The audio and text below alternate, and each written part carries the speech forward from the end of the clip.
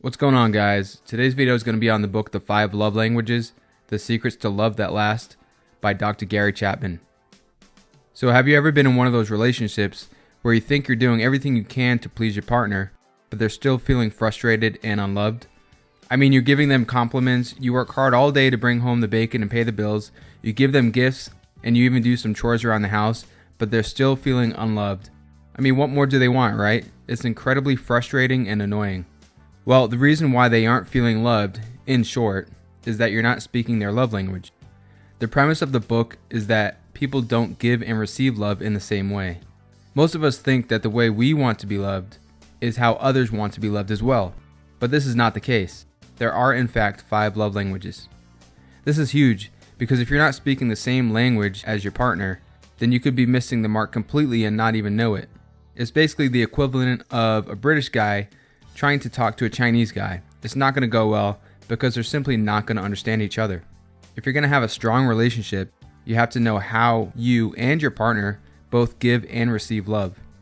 The 5 love languages are words of affirmation, quality time, receiving gifts, acts of service, and physical touch. Let's go through each one a little deeper. Words of affirmation. Do you like hearing I love you or compliments or meaningful words above all else? Are insults especially detrimental to your relationship? If so, then this is probably your love language. If you discover that this is your partner's love language, make sure you give them genuine compliments and tell them you appreciate them often. The second love language is quality time. Do you value full and undivided attention above all else? One-on-one time with the TV off, the cell phone put away, and no distraction is what makes this type of person feel loved the most. Canceled or postponed dates and failure to listen are especially hurtful to this type. If this is your partner's love language, learn to listen better, make eye contact more, and spend more time with them instead of at the office or glued to your cell phone. Ask them what they'd like to do with you, and then schedule a date to do it. Don't assume what they like to do with you, ask. The third love language is receiving gifts. Sure, we all like getting gifts, but this type of person loves receiving gifts above all else. Gifts to this type of person mean everything because it shows the love, thought, and effort that went into the gift. I'm not talking about materialistic or the cost of the object, but the thought behind it. Missed birthdays, anniversaries, and thoughtless gifts tear this type of person apart. The cost doesn't matter, it's the thought. It can be as simple as a card or some picked flowers or a note saying that you love their eyes. The fourth language is acts of service. Chores around the house or errands that ease the burden of responsibility are the loving characteristics of this love language. This can be as simple as taking out the trash, paying the bills, doing the dishes, picking up the kids from school, and so on. Broken commitments and laziness can make this type feel unloved. And lastly, physical touch.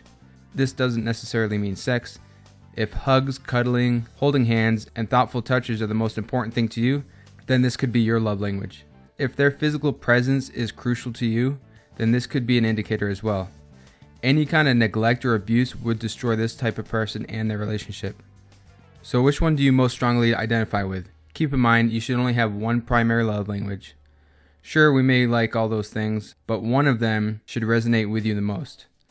Really think about each one and imagine your partner doing each one in turn and see how you feel. If you're still having a hard time, let's look at a couple ways to figure out your love language. First, examine your childhood. How did your parents express their love to you? What made you feel loved? That may have translated to how you now express and receive it. Another way is to ask, what's your first instinct when you want to show someone you love them? Trust your instinct.